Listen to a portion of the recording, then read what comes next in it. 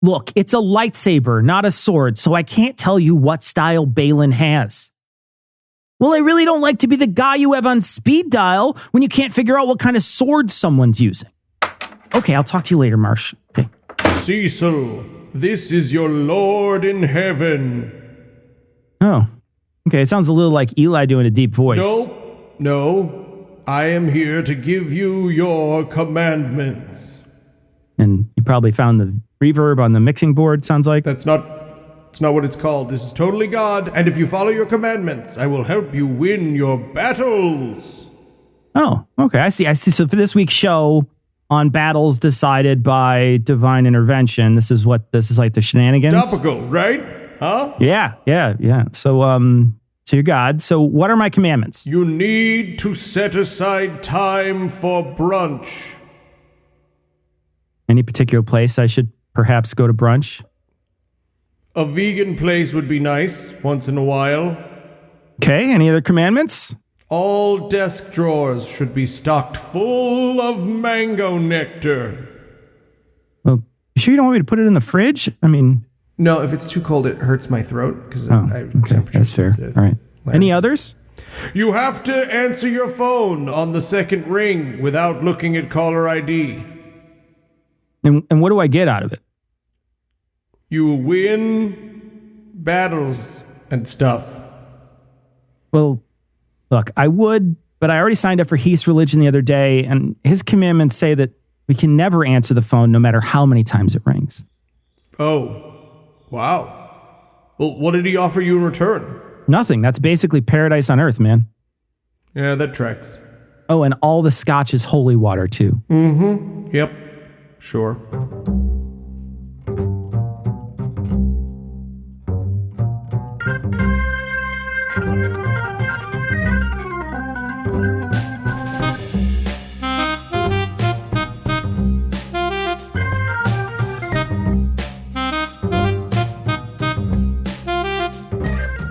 Hello and welcome to Citation Needed, the podcast where we choose a subject, read a single article about it on Wikipedia, and pretend we're experts. Because this is the internet, and that's how it works now. I'm Eli Bosnick, and I'll be leading you down the warpath this evening, but I'll need some super troopers. First up, two men who might not believe in God, but God believes in them. Cecil and Noah. Okay. If Jesus is going to carry me across a beach, he better not skip fucking leg day. That's all I'm saying. Also, I'm sorry, just carry me over the water, you stingy bastard. That's your whole thing. It's right there. We're at the fucking beach. And also joining us tonight, a man who only prays on Jimmy John's sandwich shops, Tom. Yeah, I love that play. The smells are free. Also, if you intimidate the manager enough, so is everything else. So. Before we begin tonight, I want to take a moment to thank our patrons. Thank you, patrons. But hey, if you enjoy us saying mean things to people, have you considered having us say mean things for you? That's right. It's that time of year, Vulgarity for Charity, when we do good by being oh so very bad. Send your proof of donation to vulgarityforcharity@gmail.com and you could hear us say mean things about the people that you don't like. And with that out of the way, tell us, Noah, what person, place, thing, concept, phenomenon, or event will we be talking about today? We'll be talking about battles with purported divine intervention. Ooh, and Cecil, you've read the scripture and they lifted high your sword. Are you ready to lead us forward into knowledge? Well, it took me a while to pick one, but I did settle on one of my many swords to lead us, yes. I bet you did. So tell us about some times there were battles with a porpoise. Whatever Noah said. I wasn't. So for this week, I wanted to do one topic, but since its entry is paltry on Wikipedia, I had to search for other stuff to fill in the gaps. So I found a Cracked article that led me to several Wikipedia articles so I could bolster the topic. So shout out to Cracked for linking all these together. I wasn't surprised to find numerous examples of battles retrospectively attributed to divine intervention because we are a weirdly religious species. Yeah, I'd be way more interested in the battles where we were like, that one was us. That was just us all out there by ourselves that time. I'm just proud to be part of an intellectual endeavor that, on the rare occasion when Wikipedia isn't a fulsome enough source, turns to crack.com. Hell yeah, yeah, man. we do. Way to stay on brand. Oh, Oh, so good. So good. Let's start with the Battle of Tonga, or the Battle of the Bees.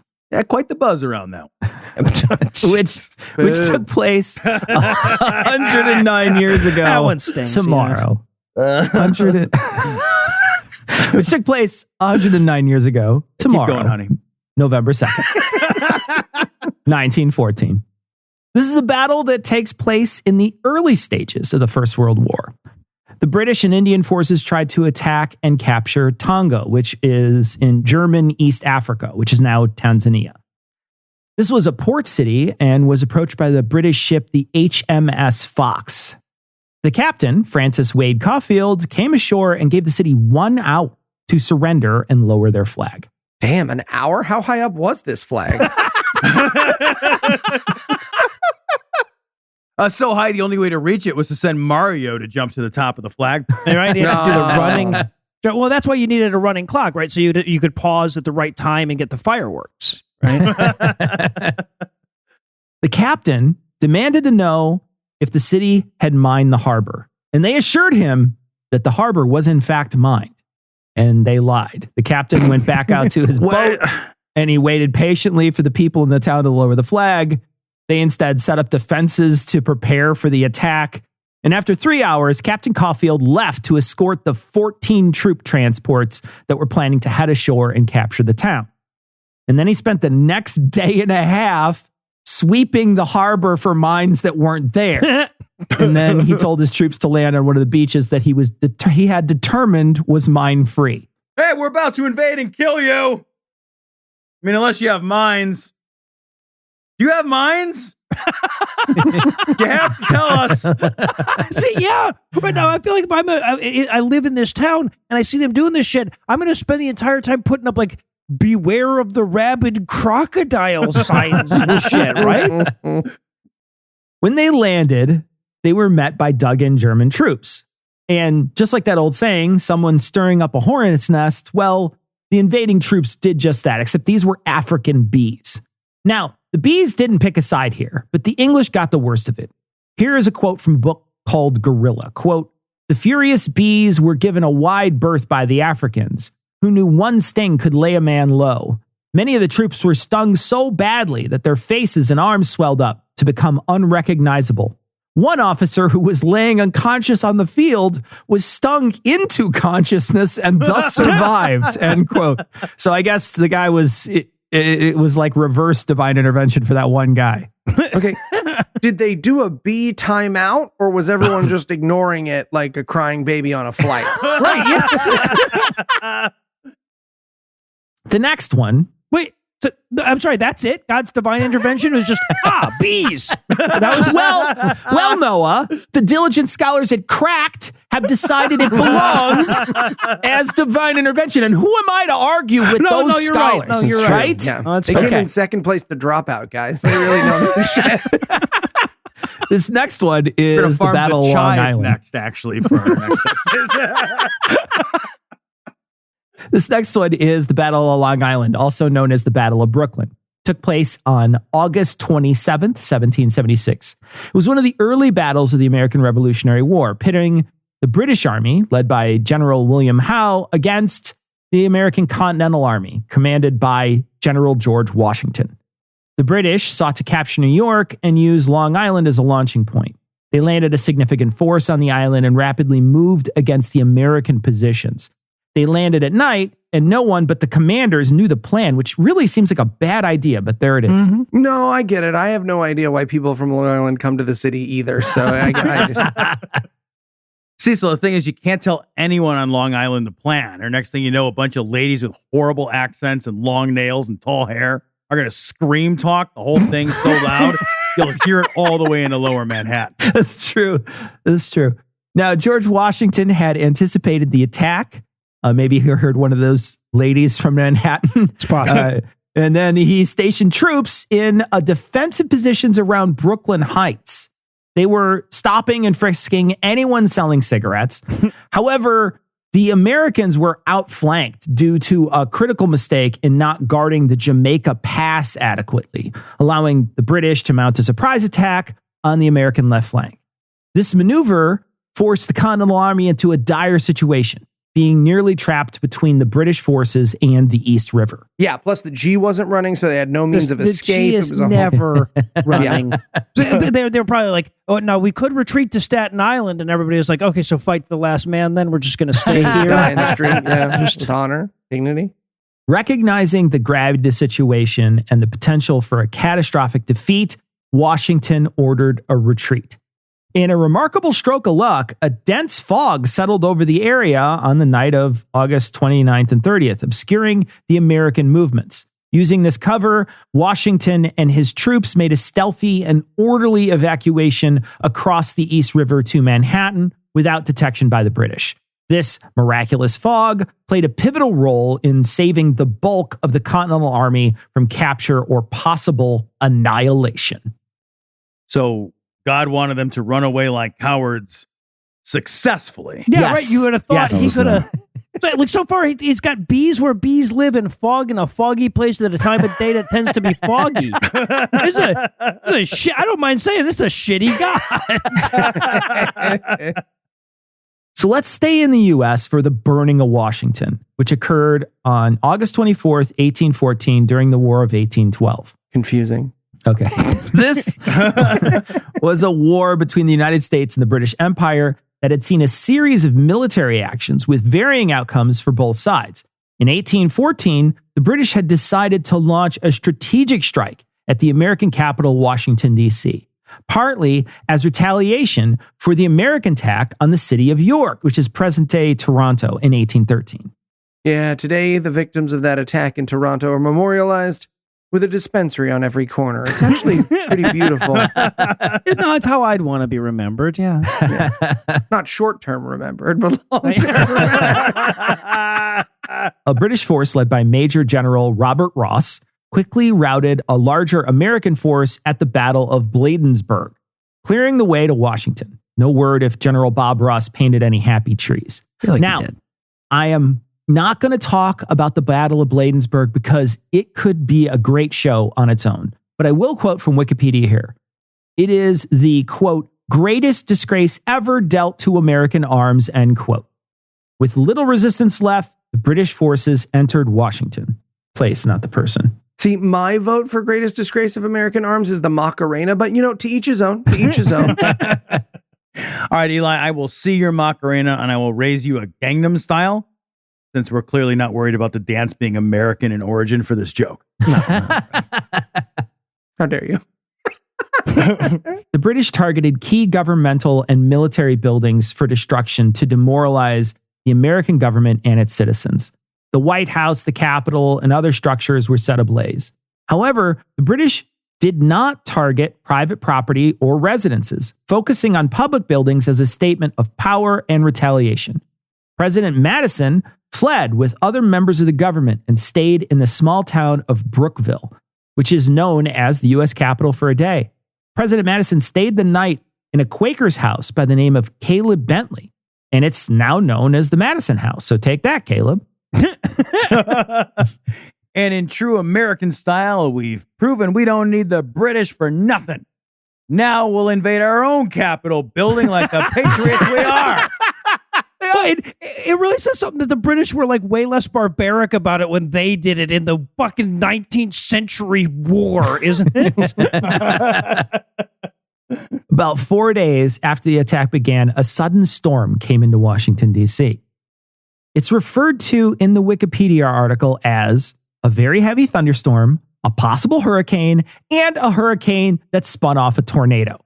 And a tornado that turned into a wildfire, and then a wildfire that begat an earthquake, which spawned a landslide, which bumped a bowling ball and rolled into a basket. It's a whole thing. I don't know. Yeah. The storm was so strong, it lifted 2 cannons and dropped them on the British soldiers, killing them. The Brits ran back to their ships, which were also damaged, and they limped out of port. There's a terrible storm. Quick, to the safety of a boat. What? The fuck? Some say the storm scared the British back, but others claim that they were just there to break shit, not occupy. So when it was all broken, they just left. Also, the storm probably did much more or more damage than the sacking. Quote, the rain sizzled and cracked the already charred walls of the White House and ripped away at structures the British had no plans to destroy, such as the Patent Office. The storm may have exacerbated an already dire situation for Washington, D.C., end quote. Yeah, it feels more like God was coming in like that friend who throws a sucker punch just when it looks like you're going to avoid a bar fight. So yeah, that sounds like God to me. Sorry, that actually does track. I feel like if there was divine intervention in that at all, it's not on our side, right? It's God sitting next to England at a table, looking at a half-destroyed DC and going, are you going to finish that? I would like some the fries. Next up, the Siege of Orleans, which took place from October 12th, 1428 to May 8th, 1429, during the 100 Years' War. At this point in the war, the English and their allies were dominating France, and capturing Orleans would have paved the way for an English conquest of the remaining French territory. The English, led by the Earl of Salisbury, clearly had a stake in this. The Salisbury stake. And later by the Earl of Suffolk, after Salisbury's death, besieged the strategically significant city of Orleans. The English employed a strategy of constructing fortresses in a semicircle around the city, attempting to block supplies and reinforcements. Ah, the famously impenetrable semicircle. Well done. Nifty. Yeah. I mean, no, it was all they could build really after trading all their sheep and wheat for wood and brick. So, yeah. In April of 1429, Joan of Arc, a young peasant woman, arrived at the siege, claiming she received visions and messages from saints instructing her to support Charles VII and help lift the siege. She provided a significant morale boost to the French troops. How, you ask? Well, one of the immediate challenges was to get supplies into the city. The city was essentially encircled by English fortifications. In semicircled. Okay. I'll allow it. Making it difficult for French forces to send reinforcements or supplies directly. A convoy of supply boats was waiting upriver, but the wind was against them, preventing them from reaching Orleans. if you want the wind to change, just light a campfire. If my history is any guide, the wind will immediately shift so it blows right in your face. That is the wall. Every time. Yeah. When Joan of Arc arrived at Orleans, she prayed. Shortly after, the wind changed directions. This allowed the supply they boats did to light move. a campfire. That comes out. Probably they did eventually. Yeah. This allowed the supply boats to move downriver and into the city. Many saw this change in wind direction as divine intervention, further believing in Joan's claims that she was sent by God to aid Charles VII and lift the siege. The lifting of the siege of Orleans was a turning point in the 100 Years' War and provided a significant morale boost for the French, bolstered Charles VII's claim to the throne, and set the stage for his coronation as the King of France. Joan of Arc's pivotal role in the siege led to her eventual canonization as a saint and solidified her place as a national heroine in French history. And then they set her on fire. Just real quick here. Yeah. Oh, and then she changed the wind again. Huh. Yeah. All right. So now on to the Battle of the Bulge. This was the last major German offensive campaign on the Western Front during World War II. It took place December 16th, 1944 to January 25th, 1945. Despite being pushed back across large parts of Europe, Adolf Hitler decided to launch a massive counteroffensive in the West. He aimed to split the British and the American Allied line in half, capture the pivotal port of Antwerp, and encircle and destroy 4 Allied armies, forcing the Western Allies to negotiate a peace treaty. Germans managed to catch the Allies by surprise in a densely forested region of Belgium. And yet we didn't dedicate the next 100 years of our war movies to how sneaky and evil the Belgians are like we did with the Japanese. I wonder what's different about those two groups of people. While the German forces created a bulge in the Allied front line, the Allies regrouped and mounted a counteroffensive. American forces, in particular, bore the brunt of the initial German assault, suffering heavy casualties. Russian listeners doing air quotes, heavy casualties. Well, Americans weigh more than Russians is what he means. By weight, it's the same. During the battle, the weather was particularly poor, with thick clouds and fog, which hindered the Allies' ability to deploy air support against the Germans. U.S. General George S. Patton, known to be a religious nut and for his aggressive command style, urgently needed clear skies to aid his Third Army's counteroffensive.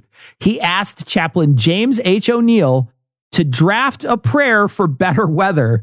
And the prayer read, quote, "Almighty and most merciful Father, we humbly beseech thee of thy great goodness to restrain these immoderate rains with which we have to contend. Grant us fair weather for battle," end quote.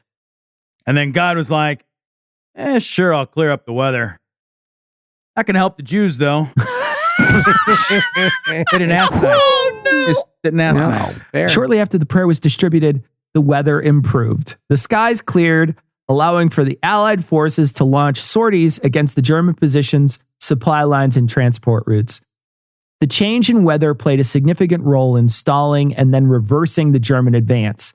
The Battle of the Bulge ended up being a massive drain on the German resources, manpower, and morale. For the Allies, despite heavy casualties, the battle demonstrated their resilience and ability to counterpunch after initial setbacks, and to rely on God to help in the year of our Lord, 1944. All right. Well, now we know what God was doing instead of stopping the Holocaust. So while we pull the big guy aside for a chat about priorities, we'll take a quick break for some apropos of nothing.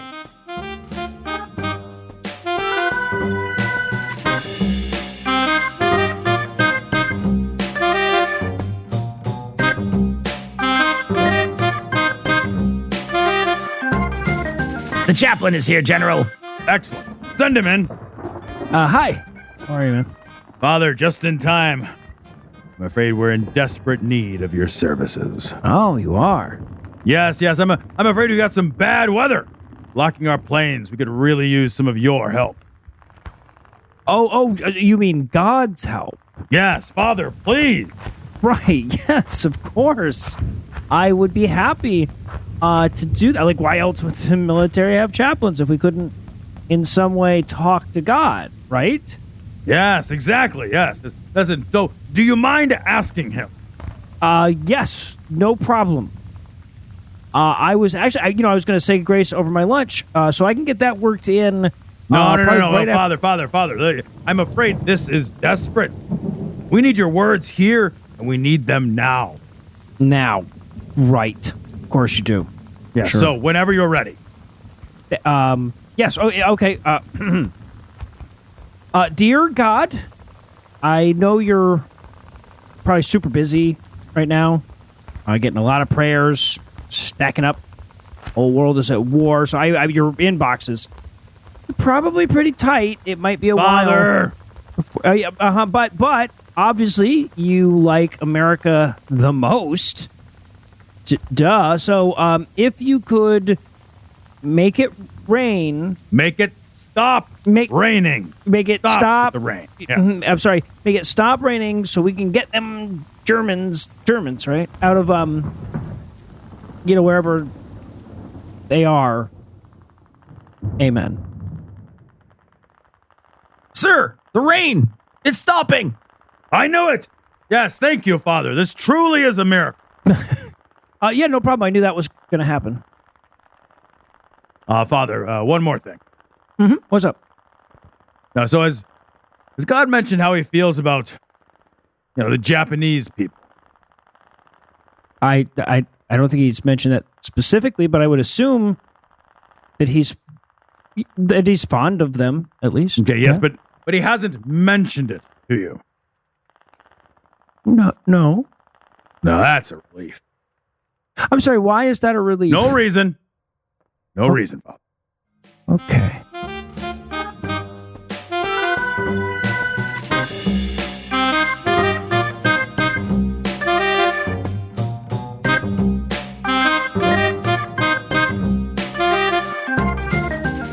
And we're back. and that sketch was better than Oppenheimer.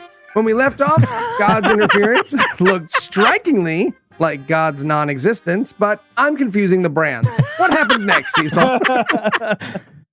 So let's talk about the Battle of Mons. Yeah. This was the first major battle for Britain after it joined the forces with the French in World War I. The British declared war on the 4th of August in 1914. While the British forces were outnumbered, they were probably the best trained and most experienced in Europe at the time. And the most confusing thing about the battle is that the British were allied with France, but led by Sir John French, and the German commander, Alexander von Kluck, was not a chicken in a spiked helmet. I literally don't believe you. I literally don't believe you. All right, Cecil, I do. But if they didn't have at least one as a mascot, I'm quitting the war. Could have sat on his shoulder. Yeah. The battle itself started pretty well for the Brits. On August 23rd at dawn, German artillery targeted the British defenses by a canal in the Belgian town of Mons. By 9 a.m., German infantry launched an assault, particularly focusing on a bridge defended by the British machine gun deployment. The British effectively countered the advancing Germans with rifle and machine gun fire from a distance, causing significant casualties. The intensity of the British fire led some Germans to mistakenly believe they were up against multiple machine gun batteries. Yeah, no, the British love to emphasize the fact that and right before they kicked our asses and we ran away, we were winning. They kind of went. They really loved it. That's this whole story. Throw that down. Yeah. The Germans were genuinely getting their asses handed to them, but then quickly adapted with a more open formation, which made it more difficult for the experienced British marksmen to hit as they moved forward. That's right. They were like, hey, how about if we don't all bunch together so we don't have one big thing to target? So instead, let's like spread out a bit so it's harder to hit us.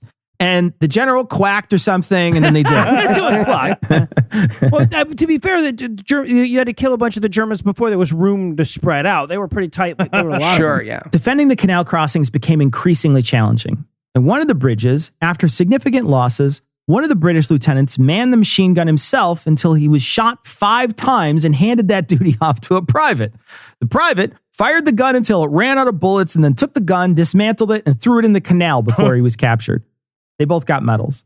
An engineer tried to blow the bridges, and he succeeded with one of the passes, but then he was hit in the head by a projectile, tried to retreat, fell in the canal, was rescued by one of his comrades, all while the Benny Hill music played in the background. He also got a medal, but then he died the next month. Yeah, and they were like, All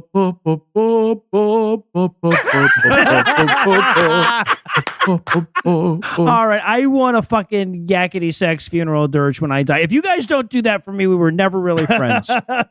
asked and answered. Asked and answered. Thank you. The Germans kept coming, and eventually the British had to retreat.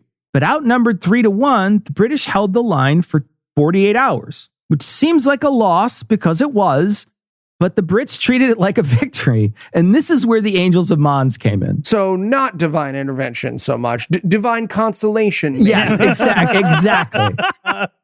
See, in September 1914, Welsh author Arthur Machen published a short story called The Bowman in the Evening News. Inspired by the Battle of Mons, the story depicted phantom bowmen from the Battle of Agincourt summoned to decimate the German force. Well, hold them for 48 hours and then retreat, actually. But anyway, The guy did not label his work as fiction, leading readers to believe it was a true account. Okay, this is why you don't bring incorporeal British angel archers to a machine gun. Right. Yeah, I'm sorry. In Artie's defense, the story has medieval angelic bowmen in it, right? Like you shouldn't have to label that as fiction. I'm with you, but he faced numerous requests for sources and evidence, which he did not provide, stating the story was a work of pure imagination. A few months later, modified versions of Macken's tale began circulating as real accounts. One such story claimed that the German soldiers had been discovered with arrow wounds on the battlefield. The narrative evolved with phantom bowmen gradually transforming into the Angels of Mons, the legendary soldiers of the Battle of Agincourt, armed with longbows and sharp sticks in the ground at a 45-degree angle. And there's the reason for the essay. You can help yourself, could you, Cecil? It's the longest callback in history. But like the other guys had machine guns and artillery and shit. Right. Like, I mean, it was nice for the Angels to show up and everything, but right. Like, I mean, we could see why they didn't swing the tide of the battle. right. Wheel within wheel covered in eyes. I got one. Yeah, you do. More than that. More. In April 1915, tales of a supernatural force aiding the British during a pivotal moment of the battle began circulating, following an account in the British Spiritualist magazine. Descriptions of the mystical intervention ranged from medieval longbow archers and St. George to luminous clouds, with the most popular version depicting angelic warriors. The proliferation of such tales wasn't unique to this era, as accounts of visions were present in ancient and medieval warfare narratives. And with war comes horrible stories of the conflict. And because World War I was a level of horror we as a species weren't ready for, this set the stage for beliefs in divine intervention against such terrible enemies. By May 1915, these angelic stories became widespread, evolving into sermons, songs, and art, and creating a significant media storm. Despite the original author's efforts to clarify that the rumors were inspired by his fictional story published months prior, the angelic tales were embraced by the public. I mean, I'm not sure why people are surprised. We're the species that brings you Jesus on toast, but yeah. We are. That's true. This guy and then the two dudes who invented crop circles just years later sitting at a bar, shaking their heads, silently weeping. The Wikipedia guys then spend several paragraphs talking about how serious people investigated ghosts on the battlefield and could find no credible evidence for it because ghosts aren't real. So Right, that's anyway, probably a lot of that's probably That'll do why. it. Yeah. That will So do it. I'm going to leave you with a poem written about the Angel of Mons by Dougald MacAaron. I was hoping for a poem. Okay, here we go. Loose flowing were their garments, their hair was burning gold. Oh, they were fairer than the sun, so godlike in their mold. We get it, man. Angels, yeah. Yeah. You saw some angels. A word for that. We gazed. Were these shining shapes of which the prophets tell? Yeah, was there a prophecy about angels that lose to Germans? We knew not, yet we felt we looked on Michael and Gabriel. Okay, maybe stick to dying in the mud, huh? Yeah. It's not very- also, I'd say, like, if there were angels, they were third-tier angels. About Michael and Gabriel, fuck off. You didn't get Those guys Michael are and busy. Gabriel. They're at Comic-Con. Come on. And the central shining seemed the Christ, whose wounds heaven's gates unbar, and 'neath his feet, once pierced for us, there burned one golden star. Oh, sweet. Jesus is about to do a spirit bomb on the Germans. I've seen this one. And in their hands were shining brands that smote the tyrant's pride. Well, not smote so much as briefly delayed. Yeah, for a weekend. Yeah. Christ and his holy angels were fighting on our side. We still lost, but they were. Yeah, Still lost. exactly. They were there. They were totally there. All right, Cecil. Well, if you had to summarize what you learned in one sentence, what would it be? Don't end your citation needed essay with a poem. Okay. Yet another reason for me not to do Gamergate. All right, are you ready for the quiz? Let's do this. All right, Cecil.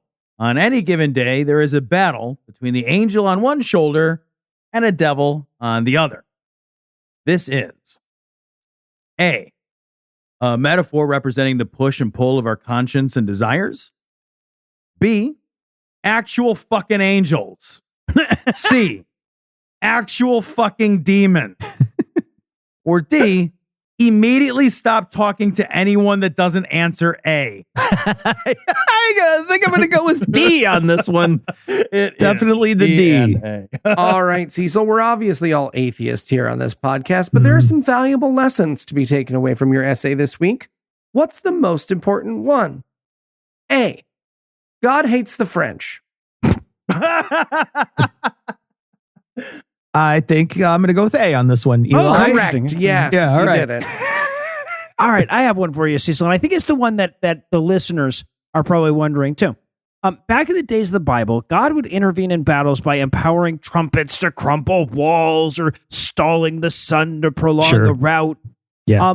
These days, it's mostly he angers bees or he makes rainstorms not be infinite. So I guess takes a lot my of work. question is, why did God get so fucking lazy? Is it because A, even when every second is 1,000 years, there's too damn much streaming content to keep up with these days? Oh, yeah. B, all the damn Iron Chariots. Yeah, it's the Iron Chariots for sure. C, I got some good ones left Okay, over. all right, fair. Okay, I thought you were doing the Eli thing where you're just done after No, one or no, whatever. right, no, I okay, did all the right. whole- Okay. Oh, I'm I did sorry. the Did you whole- miss my out whole on all job. my great answers for this part of our show, Cecil? C, every time there's a Christian schism, God's power is evenly split between the resulting denominations. So now he's been diluted to like a homeopathic level in most religions. Or is it D, God realized that the world's 7th largest pyramid was a Bass Pro Shop in Memphis, Tennessee, and he just didn't want to be seen with us anymore. Oh gosh, it's got to be B. It's all those damn Iron Chariots. It has to be a mystical you were explanation. right. I was trying to Yeah. throw you off, but you nailed Iron it. You Chariots, had it. baby. Yep. Can't beat them. All right. Well, Cecil managed a 300 episode callback, so he is automatically the winner. All right, go with no on this one. Awesome. All right. Well, for Tom, Cecil, Noah, and Heath, I'm Eli Bosnick. Thanking you for hanging out with us today. We'll be back next week, and by then, Noah will be an expert on something else. Between now and then, you can watch Cecil goatsy a chicken on YouTube. And if you'd like to help keep the show going, you can make a per episode donation at patreon.com/citationpod or leave us a 5-star review everywhere you can. And if you'd like to get in touch with us, check out past episodes, connect with us on social media, or check the show notes, be sure to check out citationpod.com. Donate to Bulgaria for charity. Bulgaria for charity! Break the Bulgaria for charity record. Yeah, fuck yeah. You wanted to see me, sir?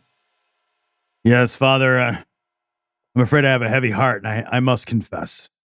Is it because you slapped those two guys with PTSD and lost your job? No. Yeah, I'm afraid I took the Lord's name in vain this morning when I stubbed my toe. I really hate that history thinks of you as anything but the worst form of psychopath. What? Oh, I said God says he forgives you. No. Yeah, goody.